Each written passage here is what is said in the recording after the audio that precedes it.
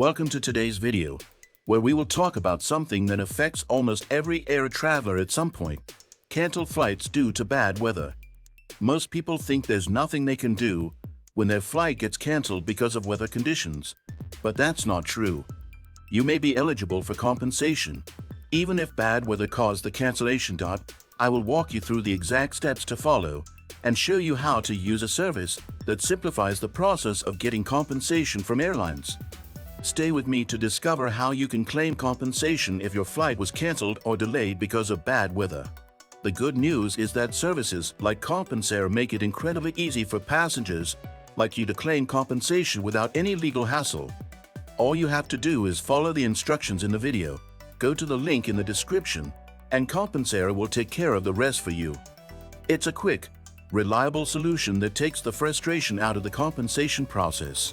Start by entering your flight details on their site, and they will assess your case to see if you're eligible.